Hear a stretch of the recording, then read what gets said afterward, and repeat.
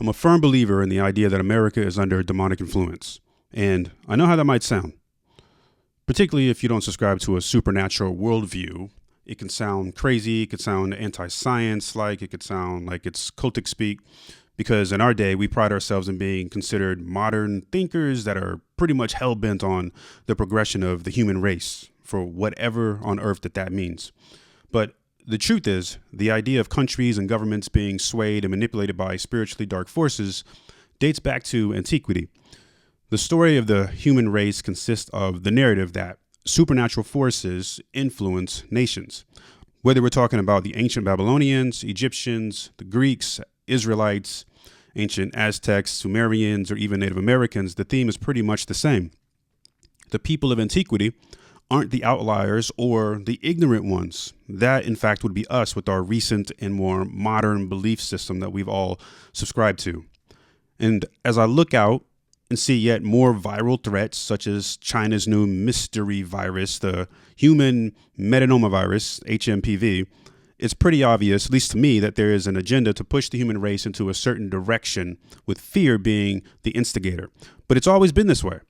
The supernatural realm influencing the natural realm, such as when the archangel Gabriel was battling the prince of Persia alongside Michael the archangel, fighting to topple Persia so Greece could be ushered in right before Rome, which is a prophetic story captured in the book of Daniel, with the change of empires actually playing out like that in real life. Or how about the story of the great dragon and the woman of Revelation 12 that paralleled the natural event of Herod attempting to destroy Jesus, captured in John's vision when he was exiled out to the island of Patmos. You know, contrary to popular belief, the separation of church and state is a very modern idea. People of antiquity largely lived under theocratic societies and believed that life consisted of an intermingling of the supernatural and natural worlds, with the supernatural being able to influence the human race. In fact, many people don't even realize the chief goal of Jesus coming to the earth was to take legal control over humanity from the failed supernatural beings that govern the world's nations post-Tower of Babel. Governing a nation isn't only done from below, it's also done from above. But if you don't understand the architecture of the cosmos like those who lived in antiquity did, then you won't understand any of what I'm saying, let alone fully be aware of how the architecture of the cosmos is supposed to be constructed or is constructed. Governments have a habit, a really bad habit. They have a habit of being corrupted, becoming corrupted, and then eventually falling, only for new ones to spring up and repeat the same cycle. They often do very insidious things to the people of a nation in order to encourage a certain societal direction. And humanity has been on an extinction level trajectory for over 1,000 years. This is all at the behest of the supernatural forces that ultimately influence the board in this game we call life, and introducing bioweapons that are masked as natural illnesses are one of those insidious things. So we're going to talk about this today on Defeating Giants, so don't go anywhere.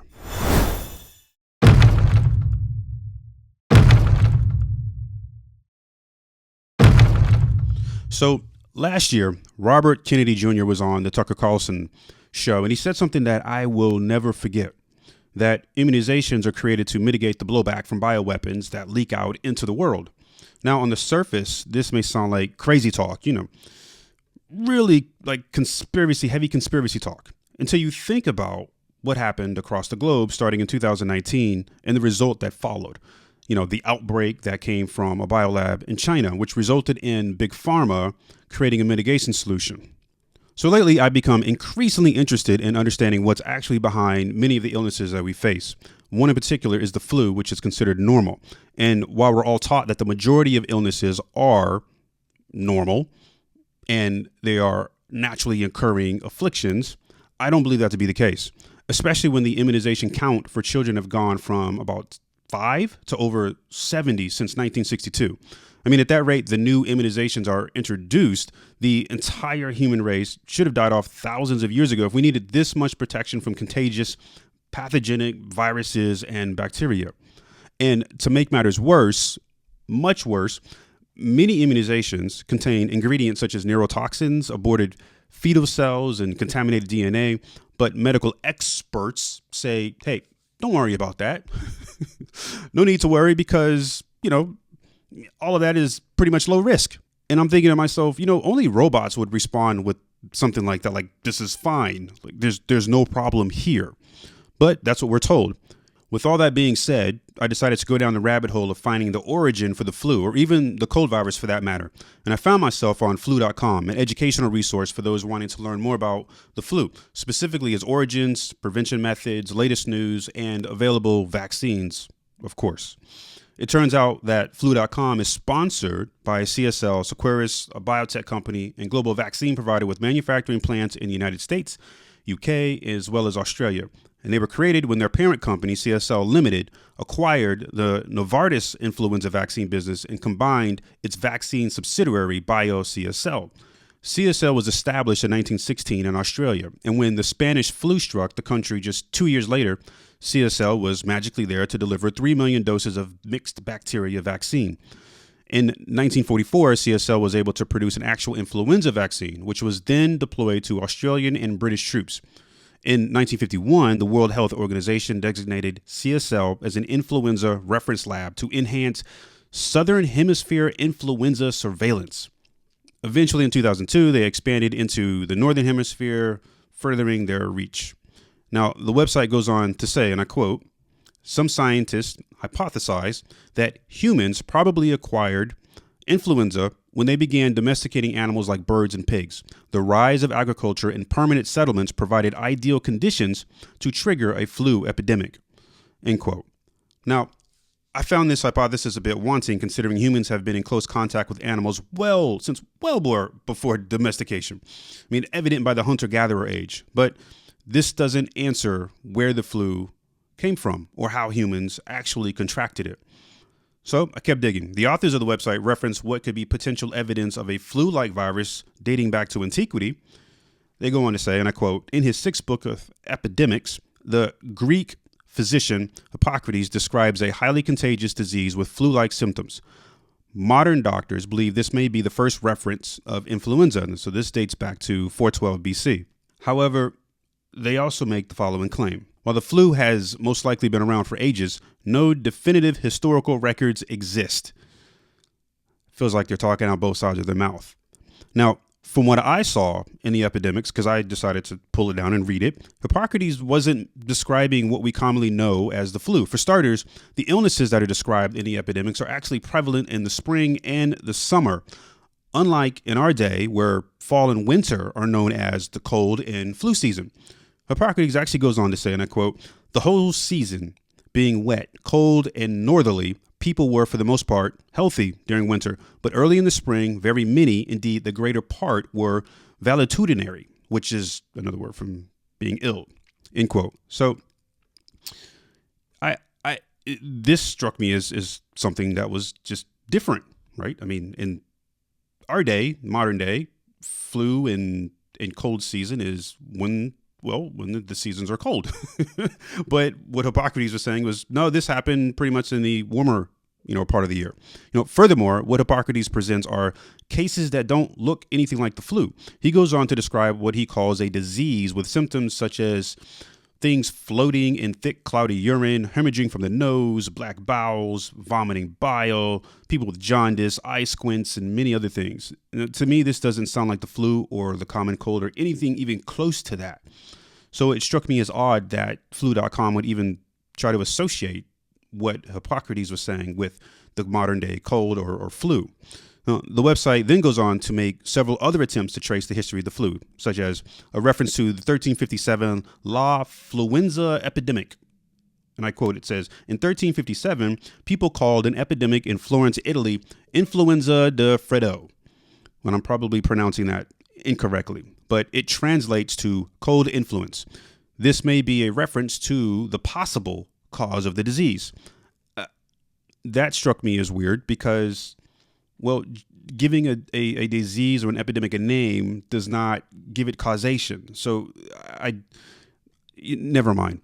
So, but once again, we see the use of words such as maybe and possible. So to me, this is just more guesswork. However, the site goes on to claim that most epidemiologists agree that what took place in 1580 is the earliest recorded influenza outbreak. Okay, so maybe we're getting somewhere. Now, it goes on to say that most epidemiologists agree that the 1580 influenza outbreak is the earliest recorded flu pandemic. It began in Asia during the summer before spreading to Africa, Europe, and eventually across the seas to the Americas. While the total death toll is unknown, it killed 8,000 people in Rome. End quote. Now, as I researched into this pandemic, I wasn't able to find a cause for the illness, nor are there really any details concerning the illness itself. However, there's plenty of information regarding the impact that this mysterious illness had on soldiers over the course of various wars within different empires. This illness would weaken soldiers, making it difficult for them to either mount an offense or defense against their enemies. The same theme seems to run throughout the 18th and 19th centuries, soldiers falling victim to illness, giving their healthy enemy an advantage. And I found this all pretty interesting, and here in a bit, you're going to find it very interesting as well. Now, if we fast forward a century, things really begin to pick up regarding this illness. In 1918, a new virus strain is discovered, and it's known as the Spanish flu, something that most of us have all heard of. Now, this is the deadliest pandemic in the 20th century, decreasing human life expectancy by 12 years. In 1957, yet again, we get a new strain and more deaths with the Asian flu. Around this period, there was a rise of vaccinations in order to limit the severity and spreading of the illness. The flu would continue to plague humanity in the following years, and in 2009, H1N1, also known as the swine flu virus, spread, which encouraged the CDC and WHO to work together to develop a vaccine. In the end, flu.com, at least for me, it fell short in explaining the origins of the flu, which was surprising, but honestly, not really surprising. I didn't go there to expect to find anything, but I figured, hey, what the hey, I should try. So I decided to pivot slightly to researching the common cold, since the symptoms were kind of similar, right? My thinking was that it could put me in the ballpark concerning the origin of flu-like viruses. But I don't want to bore you with all the details. It was the same end result. It was just competing theories and no real definitive origin for how the cold virus came to be. Now, I was unable to find what would be considered an evolutionary advantage as well, for the existence of these pathogens. I found ideas such as viruses are used by Mother Nature to control the human population, right? These ideas to me are pretty ridiculous. People love to anthropomorphize nature to explain how nature works, but nature isn't a sentient being, and ascribing human characteristics to nature doesn't enable us to explain anything. There's no Mother Nature that's doling out commands to viruses from Earth's headquarters to say, hey, we need to limit the Earth's population. Right? It's just silliness. Furthermore, when you look at pathogenic viruses such as the flu, they don't operate such as things like bacteriophages. These are good viruses that actually keep harmful bacteria under control within different ecosystems by only attacking certain strains. The cold and flu virus, like any other pathogenic virus, have pretty much one objective, which is to bring destruction to their host. That's it. These pathogenic viruses don't exist to kill other pathogenic entities within the host, thus providing some sort of benefit to the host. Instead, they're like the kamikaze pilots of the viral world, annihilating themselves and pretty much anyone else or anything else that is involved. And while it appears that there's no actual cure or causation for these viruses, there are plenty of colorful, sweetened remedies sold to the general public. It's expected that the global over-the-counter cold, cough, and allergy industry will reach $66 billion in growth by 2032. It's currently sitting at $42 billion. Now, when comparing the revenue generated globally, the United States leads with $11 billion as of 2024. The global influenza vaccine market is expected to reach $17 billion by 2032.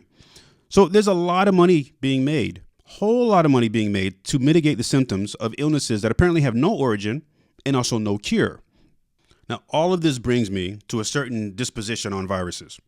I believe pathogenic viruses are actually created, and it's being done right under our noses. Back in 1962, there were only 5 immunizations required by the CDC. Now there are well over 70. And so the question we need to ask ourselves is, what has happened over the last 60 years that has required an increase in immunization development?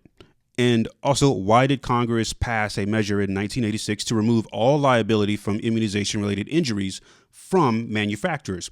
It's as if the government was clearing the runway for something. When you look at how bioweapons have been used over the centuries, the topic becomes much more interesting. Dating back to the 1100s, in fact, you'll find events like the Emperor Barbarossa poisoning water wells with human bodies in Tortona, Italy. In the 1300s, you have the Mongols catapulting bodies of plague victims over the city walls of Kaffa in the Crimean Peninsula. And in 1495, the Spanish mixed wine with the blood of leprosy patients to sell to their French foes in Naples, Italy. I mean, that's pretty disturbing. That's disturbing. These are just a few examples, but there's plenty more. All right. Now, over the years, biowarfare has become increasingly sophisticated. Pathogens have been exploited and then engineered to be made more deadly. They're then used as weapons. And we saw proliferation of this during the time of the First and Second World Wars. Examples such as anthrax, the Marburg virus, which was part of the Soviet bioweapons program, tularemia, cholera, encephalitis, food poisoning, glanders, typhus, and many others. All of these were exploited and engineered for weapons use. That's right. Sickness used as a weapon to incapacitate an army or an entire society. It's currently believed that there's a bioweapons arms race taking place, chiefly between China and the United States right now. This from the Washington Times last year. And I quote, "Recent virology studies demonstrate that China is now able to operate its own dual-use virology research agenda onshore and without international inputs or considerations, according to a new report by the Chinese Communist Party Biothreats Initiative, a think tank. It also goes on to say China now has robust domestic capabilities that potentially provide Beijing with a range of asymmetric options against perceived adversaries." End quote. But I want you to take note of that word, asymmetric. Now, China has been known to be military outgunned compared to the United States by conventional means, and bioweapons level the playing field quite a bit. Despite the lab outbreak in China, there's still continuing high-risk pathogen research on SARS-CoV-2. But this isn't really frightening. I mean, it's not good. Definitely not good. But it can be much worse. How much worse, you might ask? Nanotechnology worse. Also from the report covered by the Washington Times. And I quote, "China's nanotechnology research is also linked to military capabilities that include weaponizing nanomedicine, tiny robots, and autonomous weapons." The report said these arms can include nanobioformatics for biological warfare, nano-cyber biological weapons, covert assassination, and targeted biological warfare, the report said. End quote. Yeah, it's pretty bad. And if this wasn't enough, it's believed that China has the largest stock of bioweapons on the planet. And while China is gearing up for an extinction level event, the Pentagon has implemented a strategy to also leverage advanced technology. According to the report, the Pentagon's Defense Science Board is working on developing new strategic weapons and capabilities that will provide, here's this word again, asymmetric advantages for continued U.S. military operational dominance. And so if you're kind of wondering what that means, well, it means you do a thing, we do a thing. You do another thing, we do another thing. Pretty much doing the same thing, right? It's asymmetric. This pretty much sounds like the nuclear arms race all over again. Despite the existence of the Biological Weapons Convention, which is a legally binding treaty that outlaws the creation of biological arms, no verification or inspection procedures to verify compliance exists. In fact, any state or country with enough capital can spin up a bioweapons program in secret. It's literally the Wild Wild West. The runway is effectively cleared for all countries who participate in creating bioweapons technology. So we're left with one major question at this point. If what I'm claiming is true, that pathogenic viruses are really bioweapons, and I believe 100% that they are, what can we do about it? Well, I can't tell you what to do. I can tell you what I'm doing, and I'm doing whatever I can to keep science experiments out of my body and away from my family. But I believe this goes further than needles. Things that can be controlled or manipulated, such as food, our water, and air supply, can be used as vectors to target humanity, and I believe that they are, even today. So for me, there are just too many gaps that signal we're trapped in some sort of 1984 nightmare. ruled by a government that is beyond the pale of honesty. And remember, governments are ruled not just below, but also from above. For me, the math simply isn't mathing. The billions of dollars raked in by Big Pharma to medicate contagious people with over-the-counter drugs, again, medicate, not cure, the billions made from immunizations, the rapid increase in immunization delivery to the general public, the lack of liability in the event anything actually goes wrong, the absence of an evidence-based origin story for pathogenic viruses that the scientific community can actually agree upon, the lack of bioweapons oversight, the fact that countries have been using bioweapons in warfare for many centuries, the lack of cures for our viruses, the lack of an evolutionary advantage of the existence of pathogenic viruses and the Earth's inability to eradicate them, what happened in the Wuhan lab in 2019, the never-ending threat of a new pathogenic virus that the government just has to step in and save us from, and let's not forget the fact that there's a bioweapons arms race taking place between nations right now. Am I buying the notion that pathogenic viruses are a natural phenomenon of our world? Absolutely not, and you should neither. Do I believe this is part of the larger plan to re-enslave the human race to demons and re-corrupt the earth as it was during Noah's day? Yeah, 100%, and you should too, because it's literally happening right in front of us all. So, until the next time, remember, giants are real. Stay safe, and Godspeed.